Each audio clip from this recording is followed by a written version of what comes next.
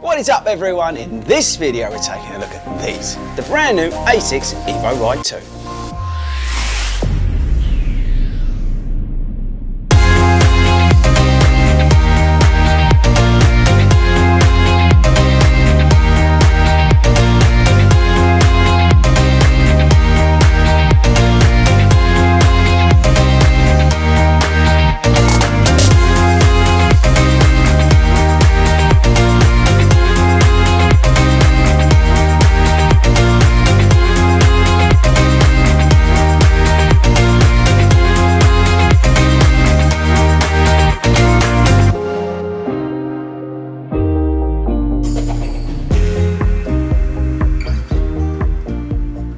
What's up guys and welcome back to FORDY RUNS. How are we all doing people? Let me know in the comments and tell me, did you have the original version of the Evoride and are you looking at Evoride number 2? I'd be very interested to know really how you got on with Evoride 1 because it was a bit of a decisive shoe in the end because some people found it too hard, some people absolutely loved it. Now I was on the fence of absolutely loving it because I don't mind a slightly harder shoe. But anyway, we're here to talk about number 2. Is it any good? Have they improved it? Or have they made it worse? Right guys, so Evoride 2. Now firstly, let's all give a little bit of love to Asics because, I don't know about you, but I think they have absolutely upped their game. They have got some amazing shoes out at the moment. We've got the Glide Ride 2, which we all know. If you've not seen the videos, check it out. You've got the Gel Nimbus Light 2. You've got the Kayano. You've got the Kayano Light, which I've not tried, but apparently that's awesome. Don't forget the Meta Racer. They've got some new shoes coming out, which, you know, look amazing. If you're on Instagram, you'll know what I'm talking about. But yeah, they're just absolutely killing it at the moment. I think them and Saucony are just, you know, giving Nike a real run for their money. Anyway, so there's a little bit of love for Asics. Let me know also in the comments, do you love Asics shoes? Right, Evoride 2. Let's do the stats and features first. And by the way, this is a first impressions video. So just the 3 runs. We've done 10-mile run and a couple of shorter runs because I'm tapering. So this is just a first impressions video. We will come back with a performance review later on. But yeah, let's get the stats and features done. Talk about the changes they've made. So let's get stuck in. Right, okay, so Evoride 2. I don't know whether I've got the right colourway here. What do you think, people? I kind of think I prefer the sort of more, this sort of colourway they did. I don't know whether I've gone for the right one. Let me know in the comments what do you think about the colourway. Anyway, so price-wise, I think, from memory, this is £115. We've got guide sole technology in it. We'll talk about that a little bit. We've got flight foam in the midsole, but not propel. That's one of the big changes versus last year's model. 5mm drop. The stack has increased to 25 and 20 versus 22 and 17. We've got the AHA Plus engineered mesh upper, a new mesh upper. It's lost a little bit of weight, which is good. This is 8.8 ounces on Mrs. FORDY'S scales, 250 odd grams in my UK 9.5.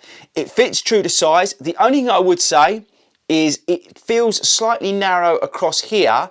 You really need to loosen those off, people, okay? Because if you go put them on, the first time you put them on, you'll go, this shoe's too small. Loosen them off and the fit becomes absolutely sweet as a nut.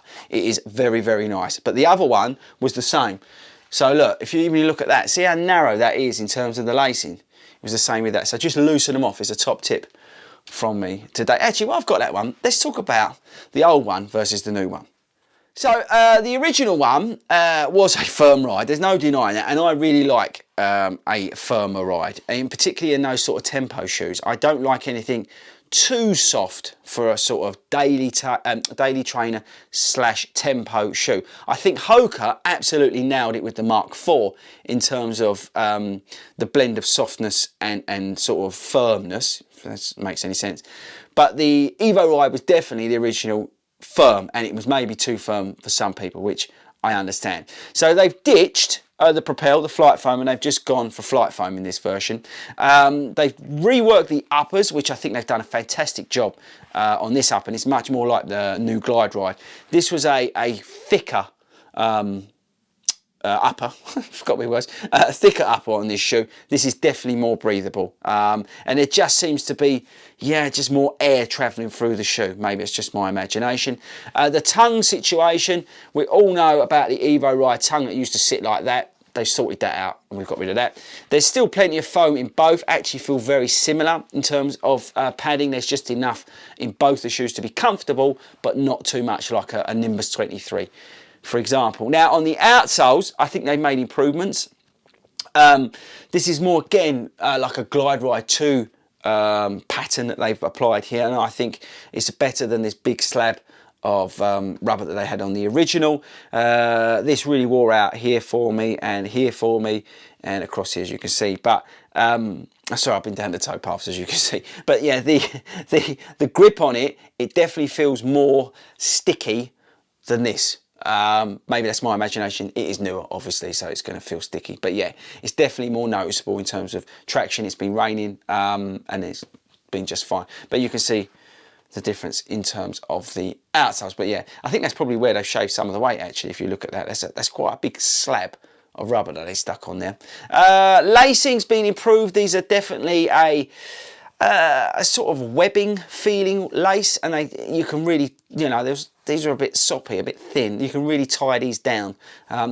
These are, yeah, just a little bit thin and a little bit soppy. It was one of the sort of bugbears of this shoe for me. But yeah, they've definitely made improvements in the lacings. And like I said a second ago, they've actually increased the stack heights on this shoe versus this shoe. So slight increase in the stack height, you can probably see that as well. Right, okay, that's the stats, features and sort of differences between the old and the new. Let's talk about how it feels.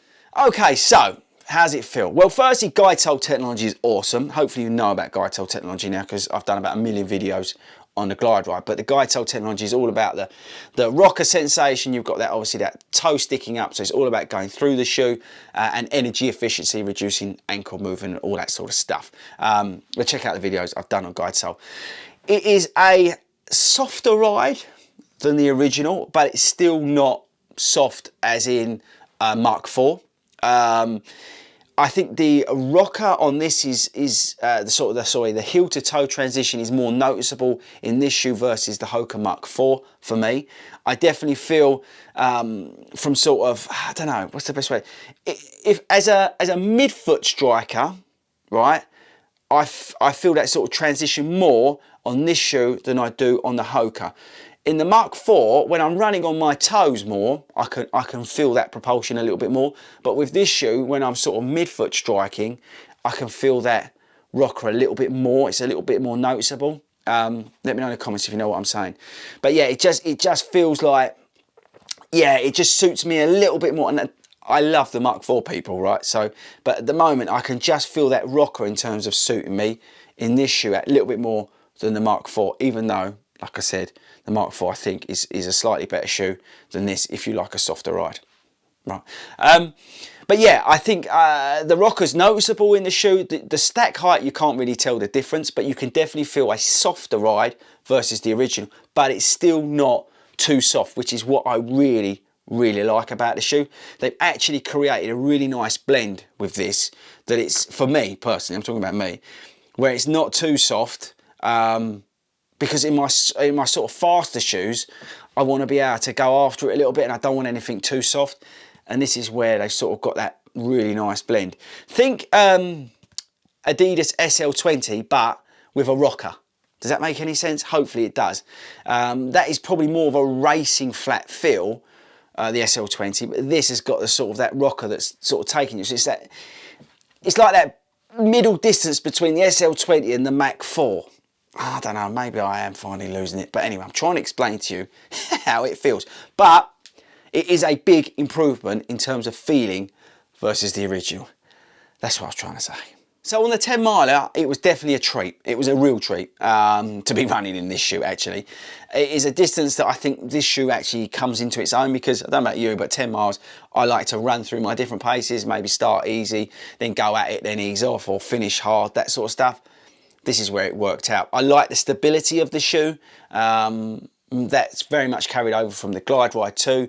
The lightness, I prefer the lightness of the shoe versus some of the others out there at the moment. All right, it's not as light as, say, a Kinvara. Mind you, the Kinvara is 8 ounces, so this is, you know, nearly enough an ounce heavier. The Kinvara, by the way, is a lot harder than this. So again, if you find the new Kinvara 12 too hard, this may work for you. another idea. But yeah, in that 10-mile run, as an example, I think I hit its sweet spot for distance and for pace for me.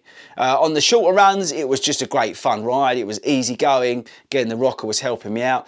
I wouldn't necessarily use this shoe for all my daily training runs. I much prefer being in the Gel Nimbus Light 2 for those easier runs. That's a more sort of softer, not balanced, but I don't know, just a nicer platform to be in when you're doing those easier miles, on those shorter runs. But yeah, I think if you want to then go up a gear, then this is where it can go. But yeah, very much like the Mach 4, I think it's in that sort of. I think the Mach 4 is more versatile in terms of you can use that as a daily, out and out daily trainer, but you can go up in paces. But this for me is a sweet addition to sit under the Glide Ride 2. So the Glide Ride 2, anything over like 10 miles and I'm running easy, I'm going in Glide Ride 2. Up to that sort of 10, 12 miles, even like half marathon distance, I'm going in this. I love running this down the canal path, towpaths, in those summer months when the ground's a little bit harder and I just want to go after it a little bit. This is where that shoe for me last year worked really well. But that's where I'm kind of got my eye on it. That's where I'm started already to use it. And that's where it's sort of coming alive for me. So I've rambled on quite a bit, as always in these videos. Do I think this is a better version than version 1? Absolutely. Don't bother buying version 1. I know it's cheap at the moment, but get version 2. £115, I don't think that's over the top. The upper's awesome. I love what they've done with the midsole. In terms of fit, it's fine. Just remember the lacing, what I said about it's comfortable. If you want an up-tempo shoe, go for this. Just bear in mind, as I say, it can feel a little bit firmer than some of the other shoes out there, but not as bad as a Kinvara 12. So yes, first impressions, Evoride 2. I love what they've done to it. Asics are killing it this year. Well done, Asics. I can't wait to put more miles on the shoe and come back and let you know how I've been getting on with it.